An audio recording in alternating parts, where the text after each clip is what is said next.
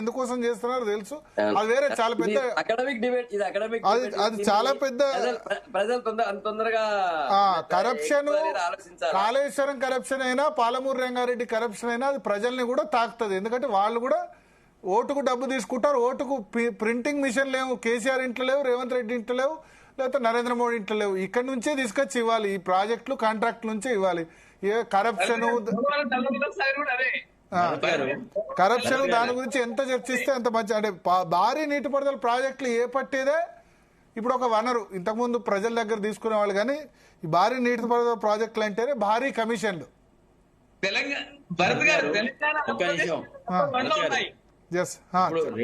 రేవంత్ రెడ్డి గారికి చాలా అత్యధికమైనటువంటి ఖర్చు ఉంది. ఎందుకంటే రేపు 26 లో తమిళనాడులో ఎలక్షన్లు ఉన్నాయి, తర్వాత వెస్ట్ బెంగాల్ లో ఉన్నాయి, అస్సాంలో ఉన్నాయి. ఈ 3 రాష్ట్రాలకి మనమే డబ్బులు సమకూర్చాలా.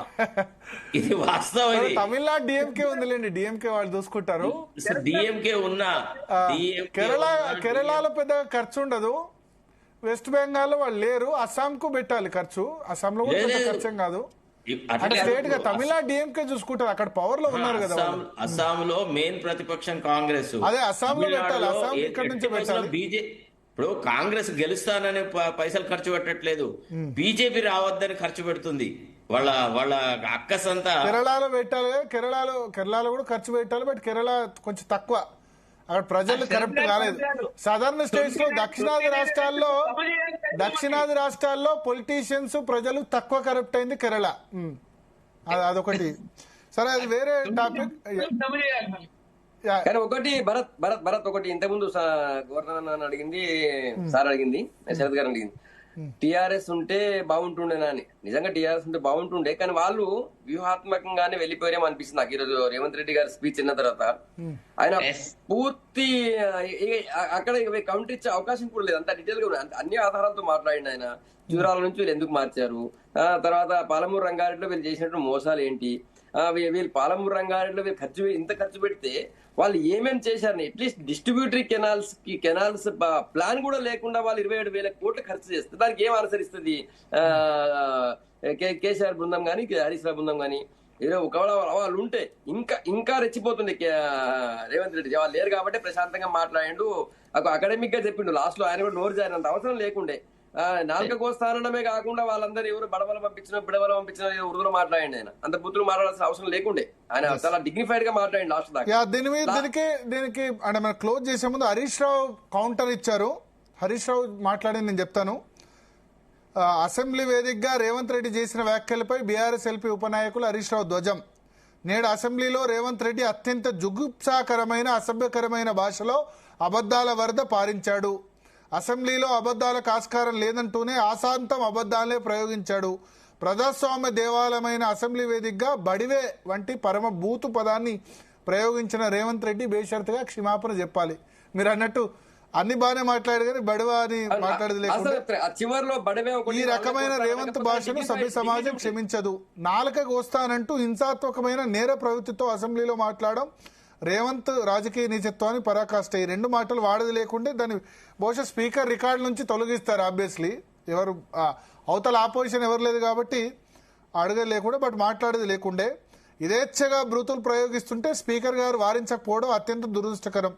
మీరుండి వారిస్తే అయిపోయేది. మీరు అసెంబ్లీలో ఆయన రిప్లై ఇచ్చే సమయంలో మీరు బడవ అంటారని చెప్పి అక్కడ పాయింట్ ఆఫ్ ఆర్డర్ రేజ్ చేస్తే కంపల్సరీ స్పీకర్ అది చేసేవాళ్ళు.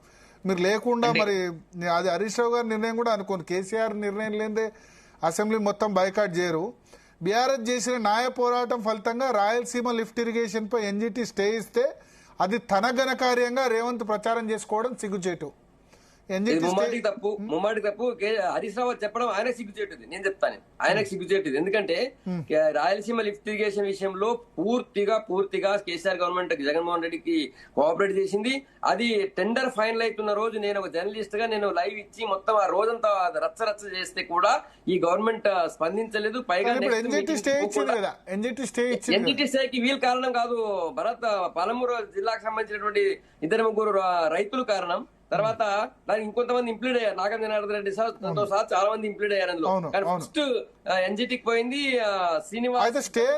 పనులు ఆగిపోవడానికి నేను కారణం అని రేవంత్ రెడ్డి క్లెయిమ్ చేసుకున్నారు. రేవంత్ రెడ్డి కూడా కాదు, గవినోళ్ళ శ్రీనివాస్ Yes. గవినోల గవినోడ శ్రీనివాస్ శ్రీనివాస్ అనేటువంటి ఒక రైతు ఫస్ట్ దీన్ని స్టార్ట్ చేసిండు. ఢిల్లీలో మీ కొలిగ్ గా ఉన్నటువంటి శ్రవణ్ దీన్ని శ్రవణ్ కాంగ్రెస్ గవర్నమెంట్ లో అడ్వకేట్ అని రికార్డు ఉన్నారు. ఇప్పుడు అయ్యాడు, అప్పుడు లేకుండే కదా. అప్పుడు ఫ్రీలాన్స్ గవినోల శ్రీనివాస్ వేశారు. గవినోల శ్రీనివాస్ పిటిషన్ వేస్తే అటు బీఆర్ఎస్ ఇటు కాంగ్రెస్ ఇద్దరు క్లెయిమ్ చేసుకుంటున్నారు. తర్వాత క్లెయిమ్ చేస్తున్నారు. కానీ ఫస్ట్ చేసింది శ్రవణ్ అండ్ గవినోల శ్రీనివాస్ కి వస్తుంది. తర్వాత జరిగిన పరిణామాలు పాలమూరు రంగారెడ్డి నెక్స్ట్ ఏంటంటే పాలమూరు రంగారెడ్డి ప్రాజెక్టు కాంగ్రెసే తెచ్చిందనడం రేవంత్ పృచ్చిపాలపల తప్ప మరొకటి కాదు. పాలమూరు రంగారెడ్డి ప్రాజెక్టు కోసం 2009 సాధారణ ఎన్నికల సమయంలో సీఎంఓ నోటిస్తే 2014 ఎన్నికల సమయంలో డిపిఆర్ కోసం జీవో జారీ చేసిన చరిత్ర నాటి కాంగ్రెస్ ప్రభుత్వం 5 ఏళ్ళు ఆలస్యమైంది అన్నారు. డిపిఆర్ తయారీ కోసం జీవో ఇవ్వడానికి 5 ఏళ్లు చేసిన మీరా మా గురించి అవకాశాలు చెవకులు పేలేది. తెలంగాణ ఉద్యమంలో ఏనాడు భాగం పంచుకొని రేవంత్ రెడ్డి తెలంగాణ ఉద్యమ రథసారథైన కేసీఆర్ గారి చిత్తశుద్ధి గురించి ప్రశ్నించడం అంటే సూర్యుని మీద ఉమ్మేయడమే. పాలమూరు రంగారెడ్డి ప్రాజెక్టుకు 45 టీఎంసీలకు తగ్గించిన మాట నిజమే అని అసెంబ్లీ సాక్షిగా ముఖ్యమంత్రి, ఇరిగేషన్ మంత్రి చెప్పక తప్పలేదు. నాడు నల్లగొండలో కేసీఆర్ గారు గర్జిస్తే కేఆర్ఎంబీకి ప్రాజెక్టులు అప్పగించమంటూ తీర్మానం చేశారు. నేడు బీఆర్ఎస్ నిలదీస్తేనే పోలవరం నల్లమల సాగర్ నిర్మాణానికి అనుమతులు ఇవ్వొద్దని తీర్మానం చేశారు. ఈ తీర్మానాలు బీఆర్ఎస్ పోరాట ఫలితాలు. మీరు అసెంబ్లీలో ఉండి ఇంకా పోరాటం చేస్తే ఇంకా ఏమొచ్చేదో. డెఫినెట్ గా కేసీఆర్ ఏం చేశారు.